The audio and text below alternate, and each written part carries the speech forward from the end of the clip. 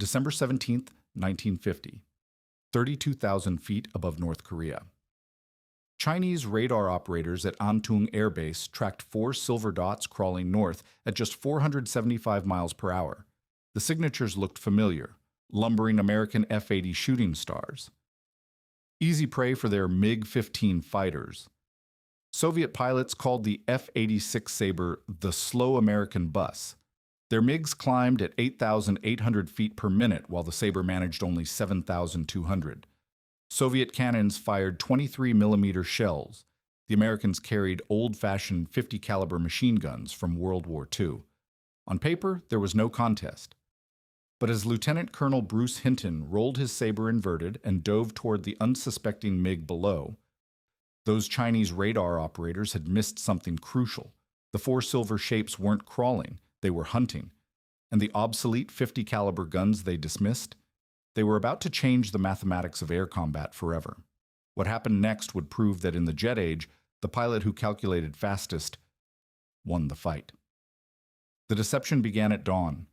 Lieutenant Colonel Bruce Hinton's four F-86A Sabres had departed Kimpo Air Base at 0630 hours, climbing steadily through the morning haze toward the invisible line that separated life from death, the Yalu River boundary between North Korea and Manchuria. At 32,000 feet, the air was thin enough that each breath required deliberate effort, cold enough that instrument panels fogged without constant cabin heating. Hinton checked his fuel flow one final time. 1,100 pounds remaining, enough for 23 minutes of combat maneuvering before the mathematics of distance and consumption forced a retreat south. The four American fighters maintained their formation with mechanical precision, each pilot separated by exactly 200 yards, close enough for mutual support, far enough apart to avoid collision if someone had to maneuver violently. To Chinese radar operators monitoring the electronic displays at Antung Air Base, 200 miles north across the Yalu, the formation appeared routine.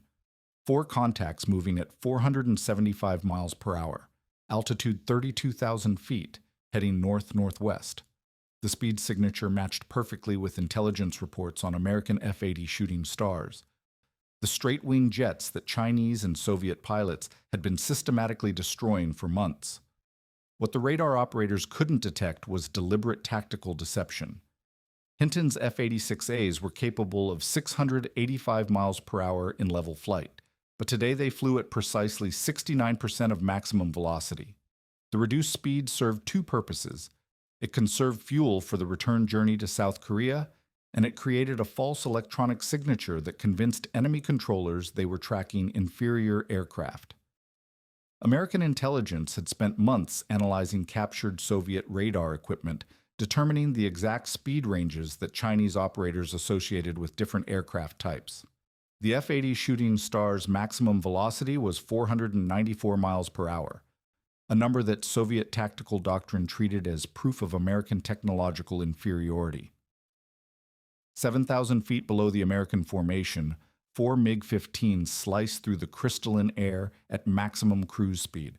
Their Klimov VK-1 engines, reverse-engineered copies of the British Rolls-Royce Nini, produced 5,952 pounds of thrust each, enough to push the swept-wing fighters past 650 miles per hour even at this altitude. The MiG-15's performance specifications read like a Soviet engineer's dream of air superiority. Service ceiling 50,850 feet, rate of climb 8,800 feet per minute, armament consisting of two 23mm NR-23 cannons plus one 37mm N-37 cannon.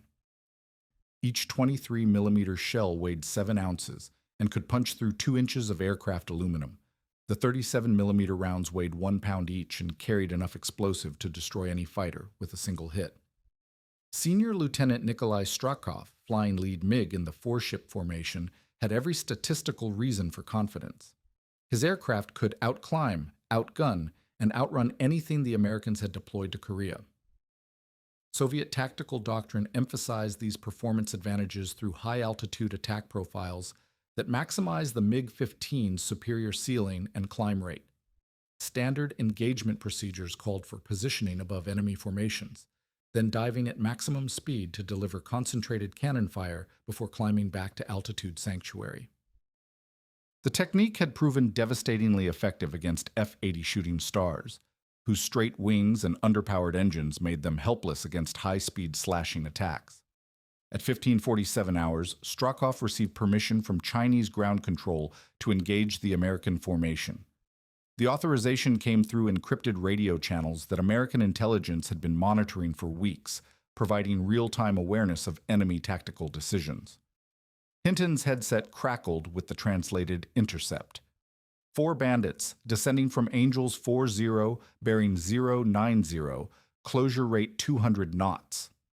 The numerical precision of American radar triangulation gave Hinton a tactical picture that Soviet pilots lacked: exact range, bearing, and closure rate updated every 30 seconds. Strokov's MiG-15 dove toward what he believed were 4 obsolete American fighters, positioning himself for a classic high-side gun pass that would bring all 3 of his cannons to bear on the lead target. The Soviet pilot's tactical calculations were based on combat experience against straight-wing jets, whose performance limitations made them predictable opponents. F-80. Shooting stars couldn't sustain high G turns above 25,000 feet. They couldn't climb fast enough to escape a diving attack. Most critically, they couldn't roll quickly enough to reverse defensive positions once a MiG achieved firing position. But as Strokov closed to 4,000 feet, optimal range for 37mm cannon fire, Hinton's F-86A revealed its true nature. The American fighter rolled inverted with a snap that defied Soviet intelligence estimates, pulling 4 Gs in a descending spiral that forced Strokov to overshoot his intended firing position.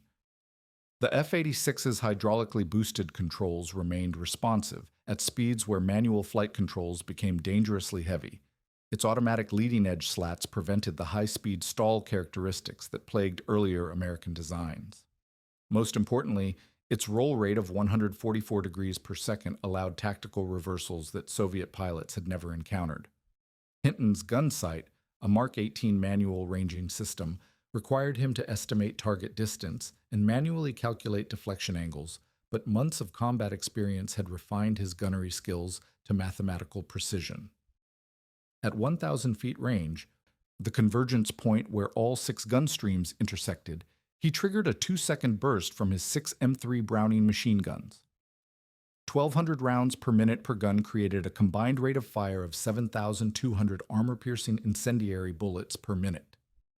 Each 50 caliber projectile weighed 1.9 ounces and contained a magnesium core that ignited on impact with aircraft aluminum. The mathematical reality of concentrated firepower overcame theoretical cannon superiority. While Soviet 37mm shells carried more explosive power per round, they fired at only 400 rounds per minute. Strokov's total ammunition capacity was 60 rounds of 37mm plus 160 rounds of 23mm, enough for approximately 40 seconds of sustained fire. Hinton's 6 machine guns carried 1,800 rounds total, providing nearly 90 seconds of continuous shooting. The American philosophy emphasized volume of accurate fire over individual projectile lethality. Strokov's MiG-15 became a falling torch at 15:51 hours, marking the first confirmed jet versus jet victory in aviation history. But as Hinton's gun camera film was developed that evening at Kimpo Air Base, intelligence analysts discovered troubling evidence in the grainy black and white footage. The MiG-15's flight characteristics during the engagement indicated performance capabilities that exceeded their classified estimates. Soviet engineers had built a fighter that should have dominated any American aircraft through sheer technological superiority. The real numbers, extracted from careful analysis of the gun camera footage and radar tracking data, painted a sobering picture of American disadvantage. MiG-15 maximum speed at altitude measured 668 miles per hour, Mach 0.89. Combat ceiling exceeded 50,000 feet. Most critically, rate of climb remained superior to American fighters at all altitudes above 10,000 feet. If raw performance determined air superiority outcomes, the Korean War's conclusion was already mathematically predetermined. The question that haunted American intelligence analysts through the cold December night was simple. If Soviet technology was superior, why had Hinton survived the engagement? The classified briefing room at Wright-Patterson Air Force Base maintained a constant temperature of 38 degrees Fahrenheit, cold enough to prevent electronic equipment from overheating and uncomfortable enough to keep intelligence analysts alert during marathon technical sessions. Major Chuck Yeager entered at 0800 hours on January 15, 1951, carrying a leather portfolio containing performance data that would reshape American understanding of Soviet aviation technology. The steel conference table held a single manila folder marked Eyes Only, MiG-15 Technical Analysis, in red block letters that seemed to glow under the harsh fluorescent lighting. Yeager had earned his security clearance through systematic destruction of aircraft performance barriers, beginning with his October 14, 1947 flight that made him the first human to exceed the speed of sound in level flight. The Bell X-1 rocket plane had carried him to Mach 1.06 at 43,000 feet, but that achievement represented pure speed rather than combat effectiveness. Now the Pentagon needed his analytical skills applied to a more complex problem: how Soviet engineers had created a fighter that outperformed American designs in every measurable category except one that nobody had yet identified. The captured MiG-15 data came from Lieutenant No Kum Sok, a North Korean pilot who had defected to Kimpo Air Base on September 21, 1953, delivering the first intact Soviet fighter to American intelligence. His aircraft, serial number 2057, manufactured at factory number 92 in Tbilisi, had undergone 6 months of exhaustive testing at Kadena Air Base in Okinawa. Every component had been disassembled, measured, and analyzed by teams of engineers who spoke in the precise language of thrust-to-weight ratios and wing-loading coefficients. The technical specifications confirmed American intelligence analysts' worst fears about Soviet technological capability. The Klimov VK-1 engine produced 5,952 pounds of static thrust at sea level, 800 pounds more than the General Electric J-47 that powered American F-86 Sabres. More troubling was the engine's high-altitude performance curve, which maintained 93% of sea level thrust at 30,000 feet, compared to the American engine's 87%. Soviet metallurgists had achieved temperature tolerances that allowed higher turbine inlet temperatures, translating directly to superior performance at combat altitudes. But Yeager's test pilot experience taught him to look beyond raw performance numbers toward the subtle handling characteristics that determined actual combat effectiveness. Flight test reports from Korea described a consistent pattern. MiG-15 pilots frequently broke off attacks when American fighters initiated high-speed dives. Soviet pilots would achieve perfect firing positions, then mysteriously disengage before completing their attacks. American intelligence had initially attributed this behavior to pilot caution or fuel limitations, but Yeager suspected a more fundamental explanation rooted in aerodynamic design limitations. The MiG-15's 35-degree swept wings, copied directly from German research conducted at the Junkers facility in Dessau during World War II, created severe pitch-up characteristics at high subsonic speeds. As the aircraft approached Mach 0.86, airflow over the wing roots began to separate, causing an uncontrollable nose-up tendency that could force the aircraft into an inverted spin. Soviet test pilots at the Central Aerohydrodynamic Institute had documented this limitation during initial flight trials, but operational squadrons received minimal training in high-speed recovery techniques. American F-86 design philosophy had approached the same aerodynamic challenges through different engineering solutions. The Sabre's automatic leading-edge slats deployed whenever airflow began to separate from the wing surface, maintaining controlled flight characteristics up to Mach 0.91. Hydraulically boosted flight controls remained effective at speeds where manual systems became dangerously heavy. Most critically, the F-86's aileron design provided superior roll response at high subsonic speeds, allowing tactical reversals that Soviet pilots couldn't match. Yeager spent 3 days analyzing gun camera footage from Korean combat encounters, frame-by-frame examination that revealed the tactical implications of these aerodynamic differences. In engagement after engagement, American pilots exploited their aircraft's high-speed handling advantages to reverse defensive positions. MiG pilots who achieved initial firing solutions would lose their advantage when American fighters initiated aggressive defensive maneuvers at speeds above Mach 0.85. The Soviet fighters' superior climb rate and ceiling became irrelevant if their pilots couldn't maintain controlled flight during high-speed combat maneuvering. The mathematical relationship between speed and control authority created a tactical window that American pilots were unconsciously exploiting. F-86 pilots could sustain 4G turns at Mach 0.88 while maintaining precise gun tracking. MiG-15 pilots attempting similar maneuvers above Mach 0.86 experienced severe control buffeting that made accurate gunnery impossible. The difference measured only 0.02 Mach, approximately 15 miles per hour at combat altitude, but it represented the margin between controlled aggression and aerodynamic helplessness. Temperature played an equally critical role in engine performance comparisons. The Klimov VK-1's superior thrust ratings were measured at international standard atmosphere conditions, 59 degrees Fahrenheit at sea level. Korean winter temperatures frequently dropped below 0 degrees Fahrenheit, conditions where the General Electric J-47 actually produced slightly more thrust than Soviet engines due to denser air intake. American pilots flying morning missions enjoyed a narrow performance advantage that disappeared as afternoon temperatures rose above freezing. Yeager's technical analysis identified a second Soviet vulnerability in fuel system design. The MiG-15 carried 537 gallons of kerosene in fuselage tanks that fed the engine through a mechanical pump system sensitive to negative G maneuvering. Prolonged inverted flight or aggressive diving maneuvers could cause fuel starvation, forcing Soviet pilots to limit their tactical options during extended engagements.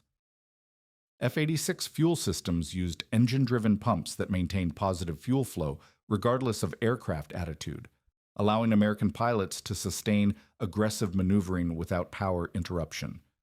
But the most significant discovery emerged from metallurgical analysis of captured 37mm cannon shells.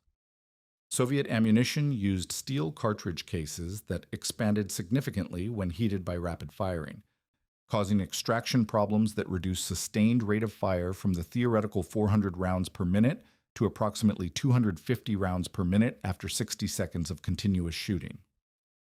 American .50 caliber ammunition used brass cartridge cases that maintained dimensional stability at higher temperatures, allowing sustained firing at maximum rates throughout extended engagements. The accumulated technical evidence painted a complex picture of technological trade-offs rather than clear Soviet superiority. Russian engineers had achieved superior thrust-to-weight ratios and climbing performance through advanced metallurgy and aerodynamic design copied from German research. But they had sacrificed high-speed controllability and sustained combat capability to achieve those advantages. American engineers had prioritized different performance parameters, roll rate, high-speed stability, and weapons system reliability that proved more relevant to actual combat conditions than theoretical maximum performance figures. Yeager's final report concluded that air superiority would be determined not by raw performance specifications, but by pilot training that exploited specific aircraft advantages while avoiding known limitations. The question was whether American tactical doctrine could evolve quickly enough to capitalize on these narrow technological windows before Soviet engineers corrected their design deficiencies. Captain Joseph McConnell approached F-86F serial number 51-2-753 with the methodical precision of a former B-24 navigator who understood that survival depended on systematic preparation rather than reflexive courage.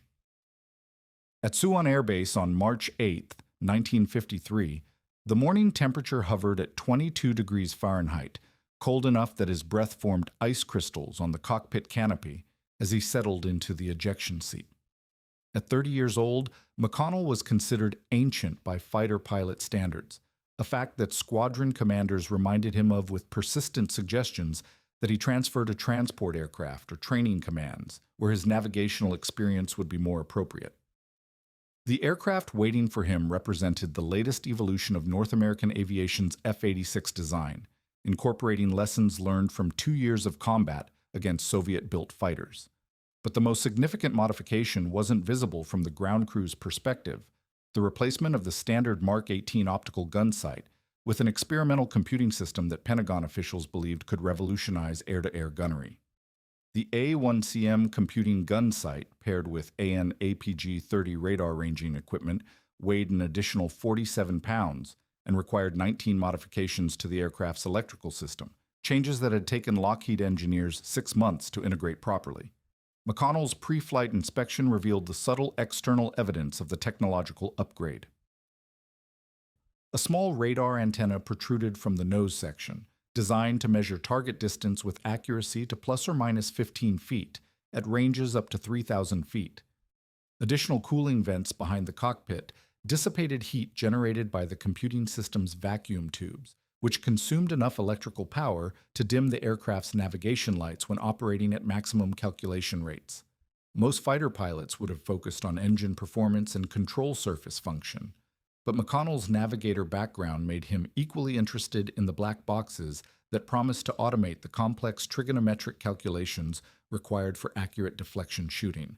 The A1CM system represented a fundamental departure from traditional aerial gunnery, which required pilots to estimate target range and manually calculate lead angles based on visual cues and intuitive experience. Conventional gun sights projected a simple ring and dot pattern onto an optical glass plate, leaving the pilot to determine where his bullets would intersect with a maneuvering target. The computing gun sight replaced human estimation with electronic calculation, using gyroscopic sensors to measure target angular velocity and radar ranging to determine precise distance, then automatically projecting the correct aiming point onto the pilot's display. The mathematical complexity of the system's operation would have been impossible without advances in miniaturized electronics developed during World War II. 43 vacuum tubes performed continuous trigonometric calculations at a rate of 60 computations per second, adjusting the projected aiming point based on target speed, range, and angular movement. The system accounted for bullet ballistics, including the gravitational drop of 50 caliber projectiles, and the time required for bullets to travel from gun muzzles to target impact point. Even wind speed and aircraft G-loading were factored into the computational matrix, creating a level of gunnery precision that no human pilot could match through manual calculation. But the system's effectiveness depended entirely on the pilot's ability to maintain target lock while maneuvering aggressively enough to achieve firing position. The AN/APG-30 radar had a beam width of only 6 degrees, requiring precise aircraft control to keep the target within the detection cone. McConnell had spent weeks in ground simulators learning to coordinate throttle, stick, and rudder inputs while keeping his eyes focused on the gun sight display rather than the target aircraft itself. The technique violated every instinct developed during his transition from multi-engine bombers to single-seat fighters, but simulation results suggested that pilots who mastered the system could achieve hit probabilities approaching 50%, compared to the 15% average for conventional optical sights. Chinese and North Korean pilots flying MiG-15s relied on ASP-1N optical gun sights that had been standard equipment on Soviet fighters since 1939. The system consisted of a mechanical ring and bead sight with manual range adjustment based on the pilot's visual estimation of target size and distance. Deflection shooting required the pilot to lead his target by an amount determined through experience and intuition, a skill that took months to develop and years to master. Even experienced Soviet aces achieved hit probabilities of only 20 to 25% under combat conditions, a limitation that forced them to close to extremely short ranges where their superior cannon firepower could compensate for reduced accuracy. McConnell's first combat test of the computing gun sight occurred during a routine patrol over the Chongchon River on March 12th, when his 4-ship formation encountered 6 MiG-15s climbing toward them from the northwest. The engagement began at 38,000 feet, with both formations maneuvering for tactical advantage in the thin air, where engine performance and pilot skill determined survival. McConnell locked onto the trailing MiG at 2,800 feet range, nearly double the distance where conventional gunnery became effective, and watched as the computing system began tracking the target's movement with mechanical precision. The Soviet pilot, flying what appeared to be a standard defensive weave pattern designed to complicate American gun tracking, had no way of knowing that his predictable maneuvering was actually feeding data into an electronic calculator that predicted his future position with mathematical certainty. McConnell's gun sight display showed a bright pip that moved independently of the target aircraft, indicating where his bullets would impact based on current closure rate and target maneuvers. The system compensated automatically for the MiG's climbing turn, calculating the precise lead angle required to place 6 streams of 50 caliber fire in the Soviet fighter's flight path. When McConnell triggered his guns at 2,400 feet, the burst duration lasted exactly 1.7 seconds, long enough to fire 204 rounds from his 6 M3 Browning machine guns. The computing system had calculated the optimal firing solution based on target speed of 420 miles per hour, closure rate of 160 miles per hour, and target G-loading of 2.5 Gs in a climbing left turn. Every variable that human pilots struggled to estimate visually had been measured electronically and incorporated into the firing solution with precision impossible for manual gunnery. The MiG-15 absorbed hits along its port wing root and fuselage section, damage that caused immediate fuel leakage and forced the Soviet pilot to disengage from combat. But more significantly for American tactical doctrine, the engagement had been decided at a range where conventional optical sights would have been ineffective. McConnell had achieved first-shot hits at distances that required guesswork with manual systems, demonstrating that computing technology could overcome the numerical disadvantages that plagued American fighter operations in Korea. Intelligence analysts reviewing the gun camera footage noted that McConnell's target tracking remained steady throughout the engagement, suggesting that the computing system reduced pilot workload sufficiently to allow sustained accurate fire during aggressive maneuvering. Soviet pilots attempting similar long-range gunnery with ASP-1N sights typically achieved hit rates below 5%, forcing them to accept the risks of close-range combat where American aircraft could exploit their superior roll rates and high-speed handling characteristics. The technological advantage was multiplicative rather than additive. Better gunnery systems allowed American pilots to engage at optimal ranges where their aircraft performance advantages were most pronounced. 40,000 feet above the Yalu River on April 12, 1953, 2 fighter pilots with a combined total of 21 confirmed victories approached each other at a closing speed of 800 miles per hour. Captain Joseph McConnell, flying F-86 F-tail No. 51-2, 753, had spotted a lone MiG-15 pursuing another Sabre through a series of climbing turns that would bring both aircraft within range of his A1CM computing gun sight. 3 miles to the southwest, Senior Lieutenant Semyon Fedorets, 6 kills and hero of the Soviet Union, had achieved perfect tactical position on what he believed was an unsuspecting American pilot whose defensive maneuvering had become predictably desperate. Fedorets had earned his reputation through methodical application of Soviet high-altitude tactics that maximized the MiG-15's superior climb rate and cannon firepower. His standard engagement profile involved positioning above American formations, then diving at maximum speed to deliver concentrated fire before climbing back to altitude sanctuary. The technique had proven devastatingly effective against F-86, equipped with conventional optical gun sights, whose pilots required close range for accurate shooting and lacked the performance margin necessary to escape climbing attacks. But McConnell's aircraft represented technological evolution that Soviet intelligence had not yet identified, equipped with electronic systems that could achieve first-shot kills at ranges where manual gunnery remained ineffective. The tactical geometry of the engagement developed with mathematical precision as McConnell closed on Fedorets' blind spot. The Soviet pilot's attention was focused entirely on his primary target, a technique that Soviet tactical doctrine encouraged through emphasis on aggressive pursuit and concentrated firepower.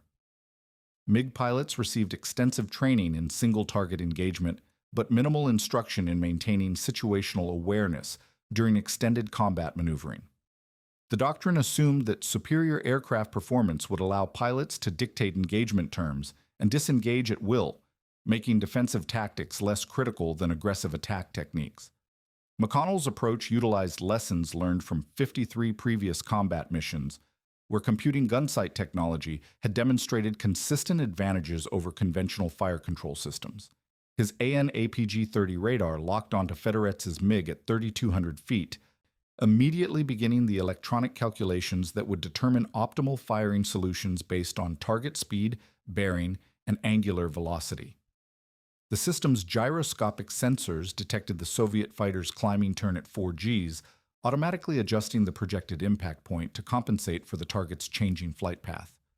McConnell's role had evolved from traditional pilot gunner to systems operator, monitoring electronic displays, while the computing system calculated trigonometric solutions impossible for human estimation. At 1427 hours, Federets triggered his cannons at optimal range for 37mm high-explosive shells. His two 23mm NR-23 cannons and single 37mm N-37 cannon fired in sequence, creating the distinctive sound signature that American pilots called freight train because of the whooshing noise made by large-caliber projectiles passing close to their aircraft. The Soviet pilot's gunnery technique reflected years of combat experience, leading his target by precisely the amount required for conventional ballistic trajectories at 800 yards range. His shooting was textbook perfect for manual fire control systems that required visual estimation and intuitive deflection calculation. The cannon shells punched through McConnell's port wing at the fuel tank attachment point, severing hydraulic lines that controlled his primary flight systems and creating a visible fuel leak that would limit his mission duration to approximately 12 minutes. Under normal circumstances, battle damage of this severity would force immediate disengagement and emergency return to base before fuel starvation caused engine failure over enemy territory. But McConnell's F-86F incorporated backup hydraulic systems designed specifically to maintain combat effectiveness after battle damage, allowing continued operation of critical flight controls even with primary systems disabled. The hit should have ended the engagement in Federates' favor, but the Soviet pilot had committed a fundamental tactical error by assuming that damaged American fighters would withdraw from combat.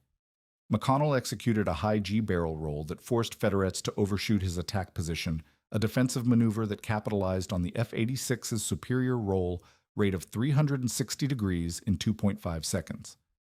The MiG-15 required 3.8 seconds for equivalent roll performance, a difference that allowed McConnell to reverse their relative positions despite his aircraft's battle damage and reduced hydraulic pressure.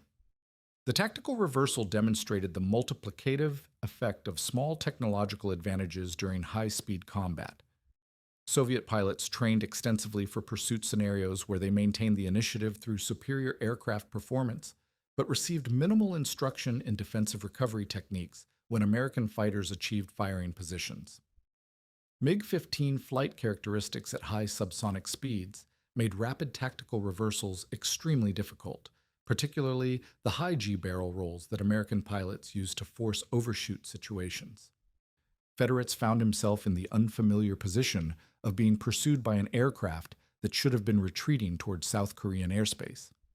McConnell's A-1CM gun sight acquired target lock at 1,400 feet as Federates attempted to climb away using his aircraft's superior vertical performance. The computing system immediately began calculating firing solutions based on the Soviet fighter's predictable escape maneuver, measuring the MiG's climb rate at 7,200 feet per minute and angular velocity of 4.2 degrees per second. The electronic calculations accounted for gravitational effects on 50 caliber projectiles fired in a climbing attack, wind conditions at 40,000 feet altitude, and the time delay between trigger activation and bullet impact on a rapidly moving target. Soviet tactical doctrine had never anticipated engagement scenarios where American fighters could achieve accurate long-range gunnery while maneuvering aggressively enough to maintain firing positions. Federates' standard defensive technique involved climbing at maximum rate while executing gentle S-turns designed to complicate enemy gun tracking, a maneuver that proved highly effective against pilots using manual optical sights. But the computing gun sight tracked his movement with electronic precision, continuously updating the projected impact point as his aircraft climbed and turned in increasingly desperate attempts to escape. When McConnell triggered his 6 M3 Browning machine guns at 1429 hours, the 2-second burst placed 144 armor-piercing incendiary rounds in a pattern calculated to intersect with Federates' flight path. The Soviet pilot was pulling 4 Gs in a climbing left turn when the 50 caliber stream found his aircraft, causing catastrophic structural damage to the MiG's port wing and fuselage sections. Magnesium cores in the armor-piercing bullets ignited on impact with aluminum structures, creating the characteristic bright flashes that American gun camera footage recorded as confirmation of lethal hits. Federetz ejected from his burning MiG-15 at 14:31 hours, becoming the sixth Soviet ace shot down by American fighters equipped with computing gun sights since the technology had been introduced to Korean combat operations. But radio intercepts from Chinese ground control revealed a more ominous development. 30 additional MiGs were climbing toward the engagement area, directed by controllers speaking fluent Russian rather than the broken English that characterized North Korean tactical communications. The supposedly defensive war in Korea was about to become a direct confrontation between American technology and Soviet tactical doctrine, with the balance of air power hanging on whether computing systems could overcome numerical superiority.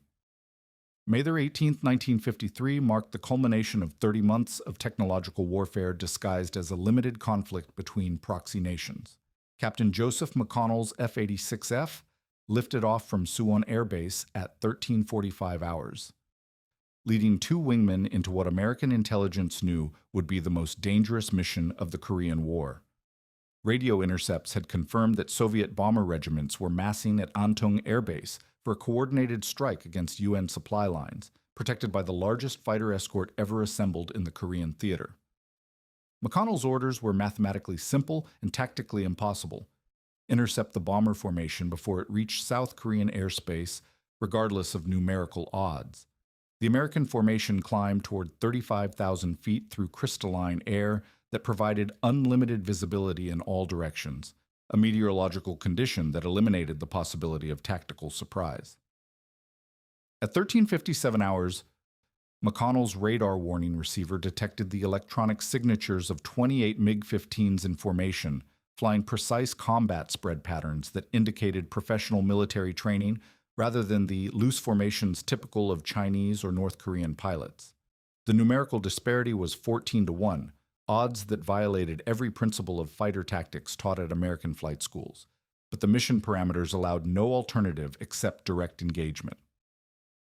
Soviet tactical doctrine for large formation combat emphasized coordinated attacks that overwhelmed individual targets through synchronized cannon fire from multiple aircraft.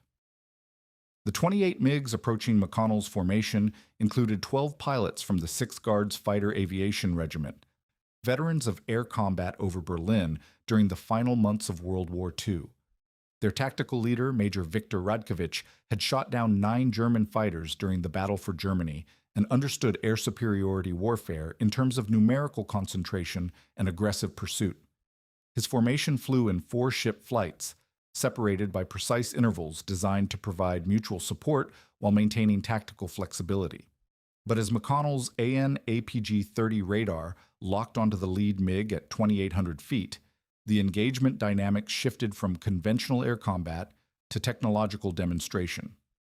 His A1CM computing gun sight immediately began calculating firing solutions based on multiple target signatures, automatically selecting the highest priority threat based on range, bearing, and closure rate.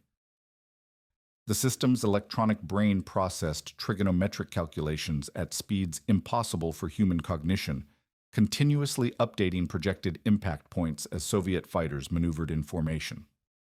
McConnell's role had evolved beyond traditional piloting to systems management, coordinating radar locks and weapons release, while his aircraft's computers handled the mathematical complexities of multi-target engagement. The first burst from McConnell's 6 M3 Browning machine guns lasted exactly 1.9 seconds, firing 228 50 caliber armor-piercing incendiary rounds in a pattern calculated to destroy the formation leader's aircraft. The computing system had analyzed Radkovich's flight path and determined that a concentrated burst at the cockpit section would eliminate tactical leadership while creating confusion among the remaining Soviet pilots.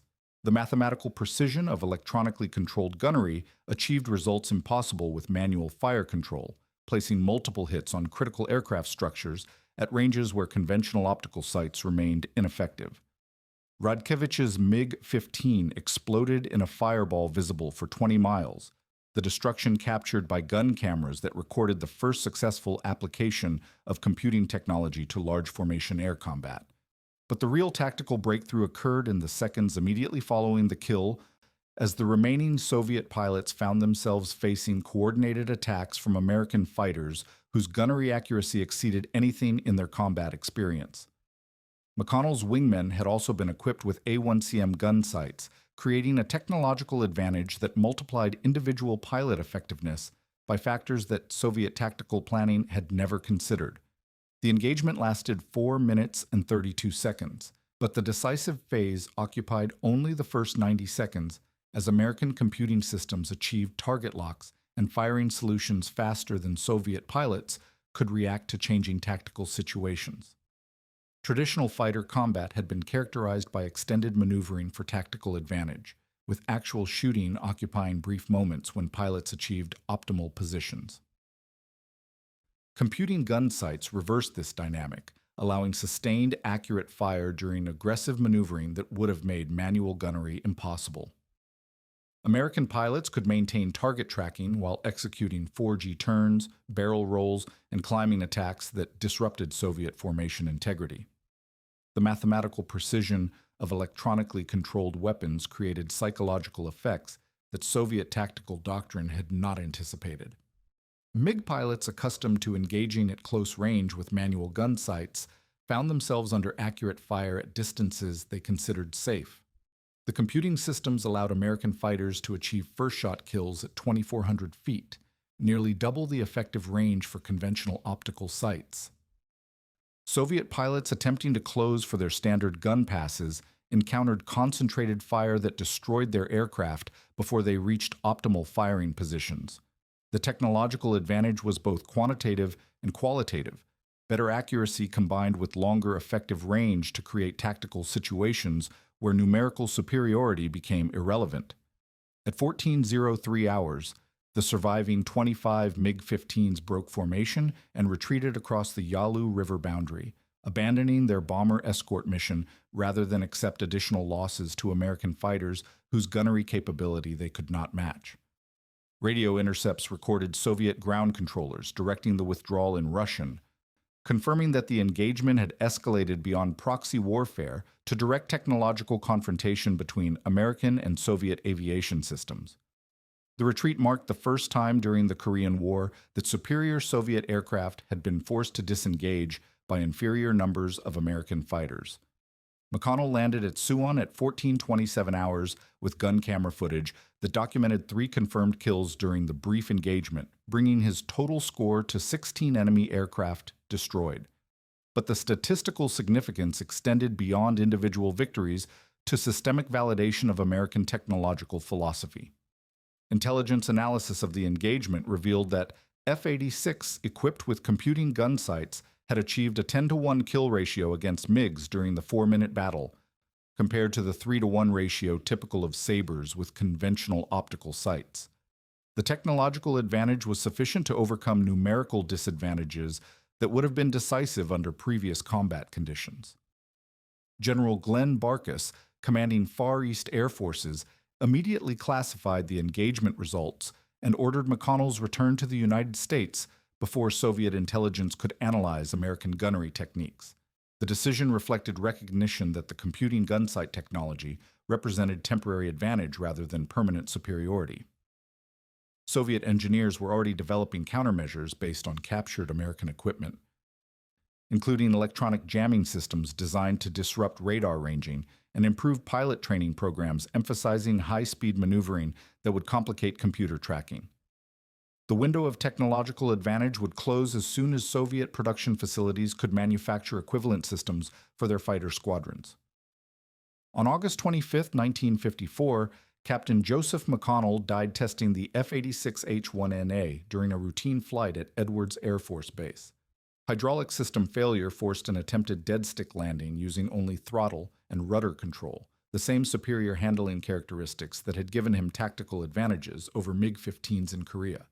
But mechanical complexity that enabled combat effectiveness also created multiple failure points that could overwhelm even experienced pilots.